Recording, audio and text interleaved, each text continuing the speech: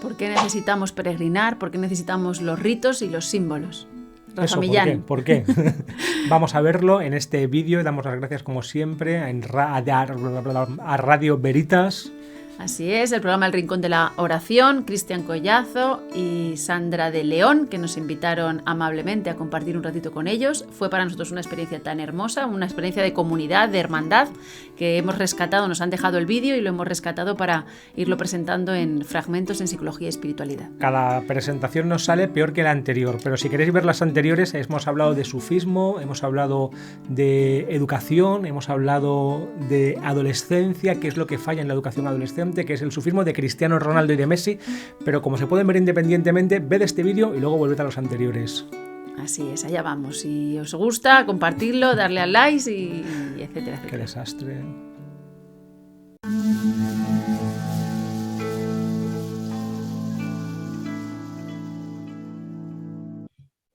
Mardía, te he escuchado también a ti, bueno, aparte de presentarte evidentemente como docente, como escritora, como comunicadora, te he escuchado autodefinirte como peregrina.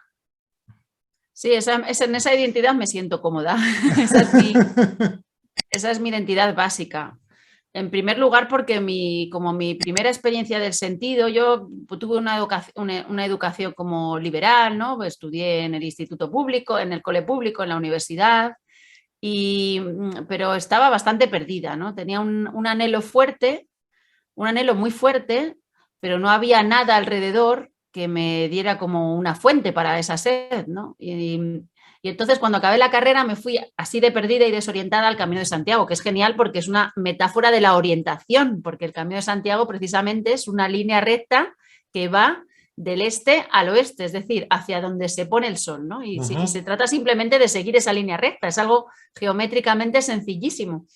Y entonces en el Camino de Santiago yo me sentí en mi casa, esto es lo fuerte, yo sentí que mi hogar era estar siempre en movimiento. Sentí que mi hogar era estar caminando allí. Yo nunca me había sentido tan bien en ningún momento de mi vida, nunca había entendido tan claramente que había una realidad amorosa sosteniéndolo todo y esa fue como mi conversión, podríamos utilizar esa palabra, fue mi conversión. Entonces fue tan poderoso para mí que se ha quedado como grabado en mi alma y desde entonces pues he sentido que si soy algo, fundamentalmente soy una peregrina, que es una persona que está de camino, ¿no? Ese estar de camino, ¿hacia dónde? Pues hacia un lugar que no se alcanza nunca, pero que a la vez se está alcanzando todo el tiempo en la medida en que tú te has puesto en camino. Y a la vez ese caminar, ese peregrinar, pues es una fuente muy hermosa de esperanza. La esperanza es como fruto de la peregrinación, porque cuando miras atrás y te das cuenta de dónde vienes y te das cuenta de que el lugar del que venías pues era más cerrado o estaba más parco en amor, ¿no? Que el lugar en el que estás, cuando ya has hecho un recorrido, entonces la esperanza llega de nuevo, llega de repente claramente a tu corazón, porque si se puede estar mejor y ya lo has experienciado, es que seguro que cuando sigas caminando vas a estar todavía mejor.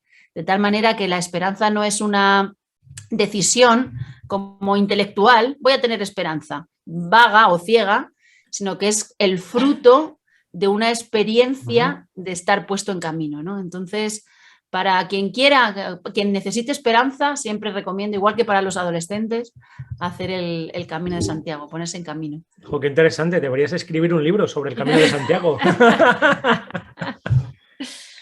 Lo que estás comentando, Mardía, es muy interesante porque un poquito volvemos al principio de la conversación cuando hablábamos de los adolescentes y de los ritos, ¿no?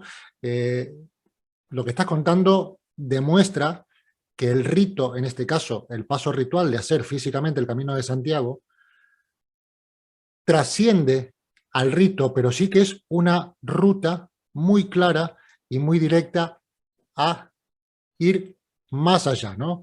Porque hoy día convengamos en que los ritos están mal vistos en general, ¿no? Parecen cosa de de tontos o de los antiguos, de lo que hacía antes gente que no tenía la inteligencia que hoy sí tiene el ser humano y que no han tenido en largos y largos años de historia. Por eso me encanta escuchar ese testimonio, porque reivindica al rito, pero tampoco tenemos que pasar al otro extremo, ¿no? De quedarnos y sacralizar el rito como si fuese un fin en sí mismo, ¿no? Pero que el rito sí que es una herramienta, como te pasó a ti con el haciendo ritualmente el Camino de Santiago, para encontrar o abrir ese nuevo horizonte que estabas íntimamente buscando, ¿no?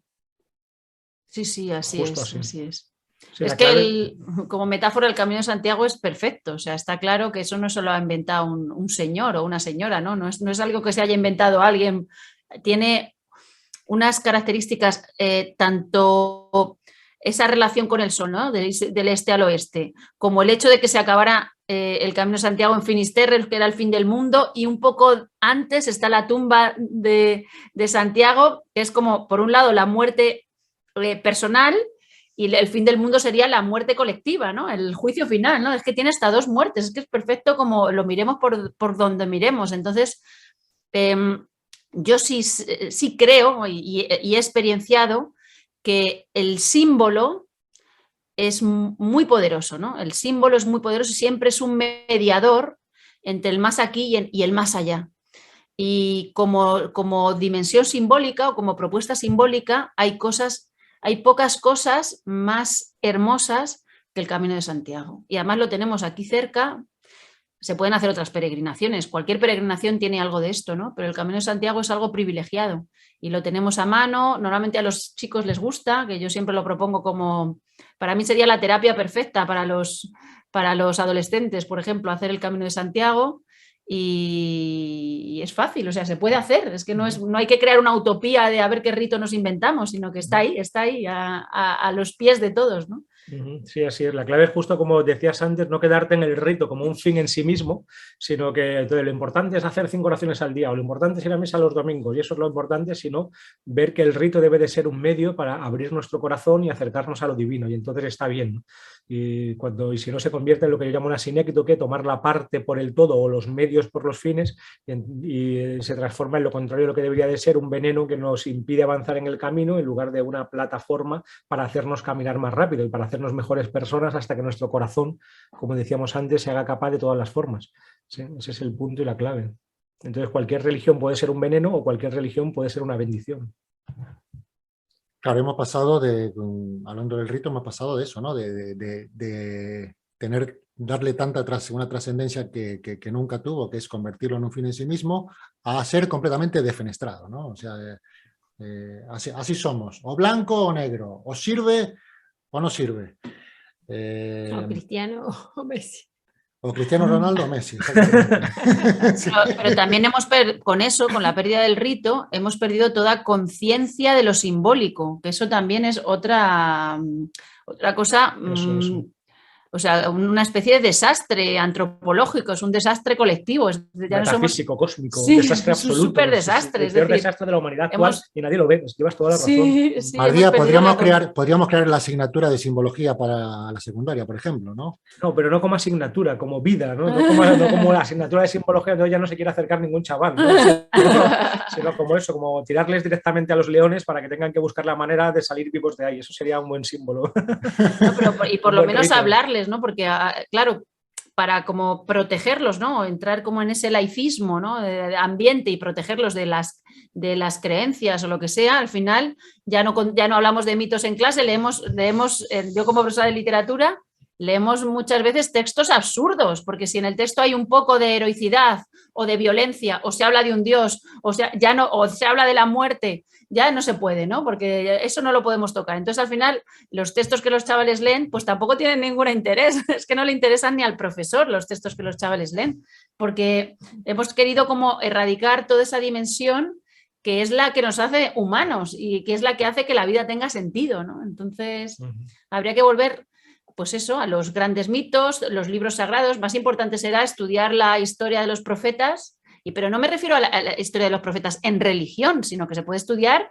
o sea, no tiene que ser porque... Claro, no algo tiene por qué separado ser, de la vida. eso es, no tiene por qué ser algo que se utilice solo como un instrumento para explicar una fe, sino que es que la necesitamos, la historia de las profetas, la historia incluso, pues eso, todos los grandes mitos, el mito del que hablabas del laberinto, ¿sabes? Que son mitos tan constitutivos del alma humana que si dejamos de contarlos, pues el alma pierde su noción de lo simbólico y entonces ya no encuentra, ya no puede tirar ni agarrarse a los puentes que le llevan al absoluto, a los puentes que le llevan a Dios, Claro. porque hemos eliminado los puentes. El símbolo siempre es un puente, pero al velarlo, es como si los hubiéramos cortado, ¿no? Es como cortar los símbolos, entonces hemos cortado todos los puentes que nos permitían un acceso a la divinidad, ¿no? Pues es que es horrible. Es que es horrible, sí. Perdonad, pero es que me pongo como triste. Eso sería así en el sufismo, el mundus imaginalis o el mundo intermedio, la realidad intermedia que une lo de arriba con lo de abajo, la realidad espiritual con la realidad material, y sería justo ese imaginario,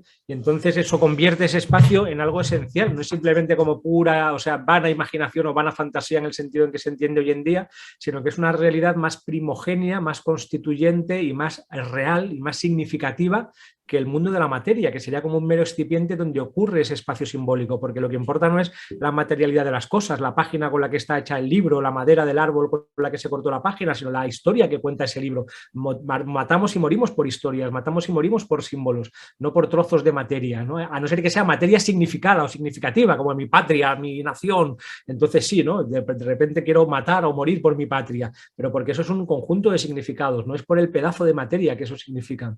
Y entonces, si esto se ha perdido, pues se ha perdido la esencia más importante de lo humano, se ha cortado, como dices tú, y ese pensamiento simbólico, yo me he dado cuenta de una cosa, bueno, que nos decía Pablo Beneyto, que le entrevistamos en el canal, uno de los mayores especialistas en sufismo para mí a nivel mundial, que nos decía que es que de alguna manera hay personas que tienen esa capacidad de pensamiento simbólico y otras como que parece como que no la tienen, y entonces están condenados a no entenderse. Entonces el que no tiene ese pensamiento simbólico, tiene un pensamiento más literalista o más lineal, cuando escucha hablar a otro que sí tiene esa capacidad simbólica, le parece que está hablando de algo que es irreal o que no existe o meras chorradas, y al revés, el que tiene esa capacidad de pensamiento simbólico, cuando oye hablar a alguien con un pensamiento lineal, pues le parece que es un pensamiento pobre al que le faltan las dimensiones más profundas y esenciales del vivir humano. Atrevernos a calificar algo de chorrada nos define rápidamente, a cada uno. Sí, de alguna manera sí es. Sí. Y más en el mundo complejo en que vivimos, que habría que tender a una complejidad, ¿no? Y a ver lo humano y la realidad desde puntos de vista cada vez más diversos y complejos. Me quedo con tu ilustración de la materia y lo intangible. Que decías, ¿no? En un libro, digamos que la materia sería el papel en sí, pero que no es lo importante es la historia que cuenta ese libro, que es intangible. Me parece una gráfica fantástica para poder explicar, porque a veces cuesta acceder a ese momento de lucidez para comprenderlo, la diferencia entre la materia y aquello que no lo es, eso que se supone que no existe. Claro, exacto, porque existir es estar fuera del ser, existere. Entonces yo siempre digo, no, si Dios no existe, porque Dios es el ser, no puede existir, pero esto todos los teólogos medievales están de acuerdo, o sea, en buena teología, que es la medieval, que es la buena, Dios no existe, Dios es, ¿no? Esto, yo qué sé, Tomás de Aquino, los grandes teólogos medievales, tanto cristianos como musulmanes, lo discuten y es evidente, porque Dios no puede existir como una cosa entre las cosas, como un cacho de cosa por ahí tirado entre otras, sino que es la condición de posibilidad de todas las cosas, no está en existencia, no está existenciado, no tiene una historia, no está sometido al tiempo ni al cambio, sino que es la condición de posibilidad del ser de todo lo demás. Claro, si yo pienso, no, es que Dios es un señor con barba sentado en un trono, yo no creo en Dios, claro, es que en ese Dios yo tampoco creo, ¿no? Yo esto siempre le pregunto a un ateo, a ver, defíneme ese Dios en el que no crees, y cuando te lo definen, digo, claro, es que en ese Dios yo tampoco creo, entonces yo también soy ateo, porque en un Dios que es un señor que está por ahí, pues no creo, claro. Y pero me gustaría como añadir una cosa, ¿no? Porque yo estoy ahora muy en defender la materia, ¿no? Y además la palabra madre tiene que ver con la materia, ¿no? Yo creo que el materialismo también ha destruido la materia, porque ha hecho que la materia pierda su sacralidad. Es decir, por el mero hecho de existir, ¿no? Dios es el ser, pero todo aquello que es traído a la existencia comparte ese hilo con la fuente materna de la que procede, de tal manera que podemos remontarnos a Dios a través de la materia también, porque los árboles no son solo un trozo de madera, el árbol te está diciendo muchas cosas y detrás del árbol hay un universo simbólico complejísimo y un universo viviente brutal que es también una escalera de subida, de ascensión hasta el absoluto, ¿no? Entonces, o sea, el materialismo no ha encumbrado la materia, sino todo lo contrario, ¿no? La ha denigrado, ha generado, por eso tratamos así a la Tierra, ¿no? Por eso estamos medio destruyendo el planeta, porque en el fondo no estábamos considerando la materia. Ya sabéis que este era el tercer vídeo de la serie que estamos grabando sobre una larga entrevista que hicimos en Radio Veritas. En el primero hablamos sobre educación, espiritualidad, adolescencia. En el segundo sobre sufismo, Messi y Ronaldo.